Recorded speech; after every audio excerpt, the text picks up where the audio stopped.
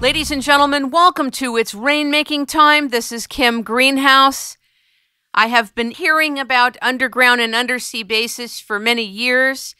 I really didn't think it was true until I read our guest's books. Ladies and gentlemen, Richard Sauder is with us today. He is the author of the book Underwater and Underground Bases, Hidden in Plain Sight, Beyond the X-Files, and the Richard Sauder Briefings, and Kundalini Tales. Ladies and gentlemen, welcome our guest who's taken many, many years to bring us the credibility and the research details of how and why this is true. Welcome, Richard Sauder, to It's Rainmaking Time. Thank you, Kim. I'm very happy to be with you. I've been interested in this subject for a long, long time on my own 25-year mission, and it really makes sense to me to look into the details of the patents that were filed by individuals and agencies that had advanced knowledge in the area of magnetics, technologies that have to do with elevators, technologies that have to do with breathing apparatuses, different ways to breathe under the water, for high-speed trains, tunnel trains, shuttles. One of the things I loved about Hidden in Plain Sight, which I just read, is that you detail names, patents, names of the technologies that have evolved over time that us in the public aren't aware that these technologies have been around a long time, and that we could have much easier transportation systems that didn't have to rely on the kind of transportation that we have now. So I'm excited because what got validated to me reading your book is how far the technology is really advanced, and that a lot of what we need is here when it comes to transportation.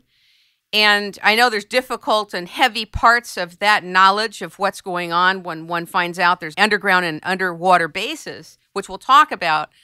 But I'm delighted to know that we really have what we need when it comes to transportation. We have to figure out a way to get the people that have that technology to allow us to use it. Well, that's true. Starting back in the 1940s or even in the 1930s, great technological breakthroughs began to be made. And I would actually say from about 1930 through 1970, there were vast technological advancements that were made by the Nazis, by the Americans, and by others that had been held back from the human race. Let me say that when I moved out to the southwestern United States in the late 1980s, for the first time I heard people that I ran into in the conduct of my everyday life talking about secret underground bases and tunnels.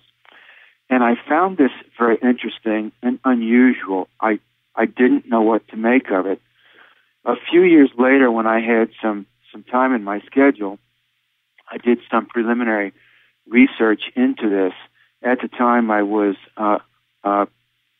finishing up a PhD in political science.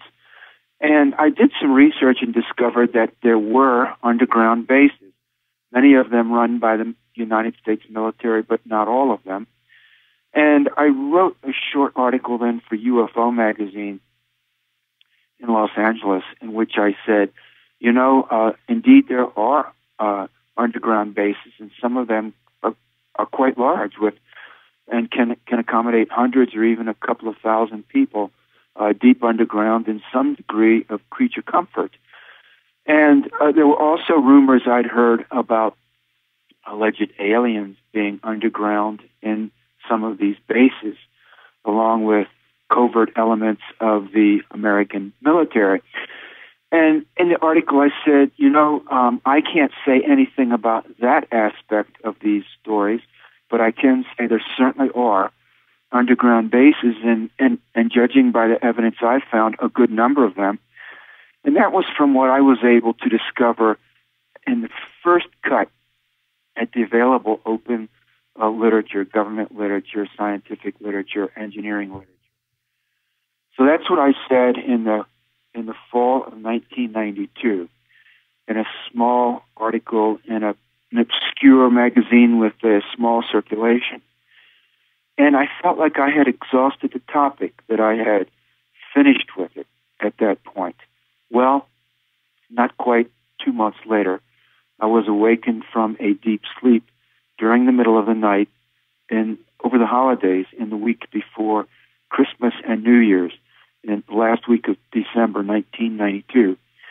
I was suddenly awakened in the middle of the night and was laying there in the dark in my bed, looking up at the ceiling with my eyes open, and suddenly I heard a voice in my ear that spoke very quietly yet matter-of-factly to me.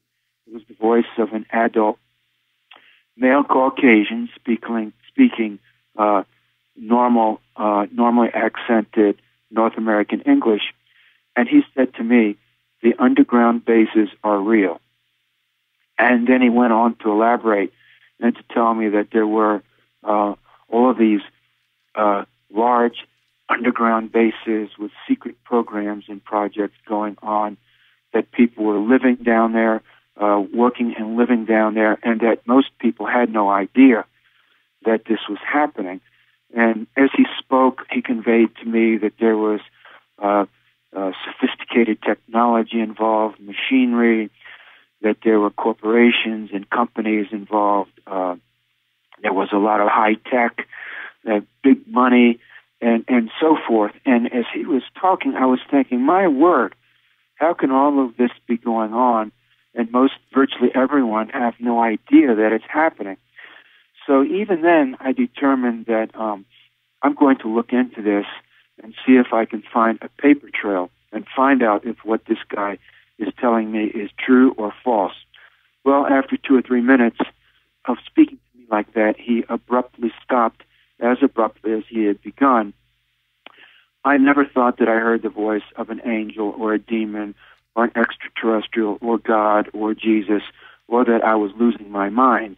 From the first second, I understood intuitively that I was hearing the voice of a real flesh and blood man who was speaking to my inner ear using some kind of advanced electronic technology.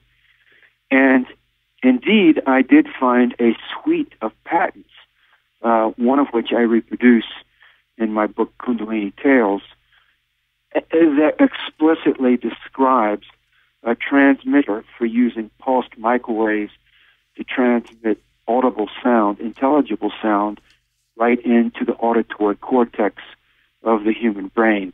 So indeed, the technology exists to transmit voices right into the human mind. So are you saying that whatever came into your inner ear, you're saying was transmitted by what? By who? By a real electronic transmitter, most likely a pulsed microwave transmitter.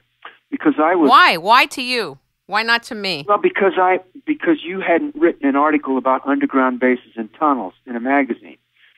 So I surmise, and I believe correctly, that someone on the inside of this secret network of underground bases and tunnels with access to high-tech technology probably read my article and said, here's a guy who understands there's something going on, but he just doesn't understand how big of a tiger he's grasped the tail of. And so let's me talk to him and see if I can prod him to do a little more research, to dig deeper into this, and to write and to publish more on this topic.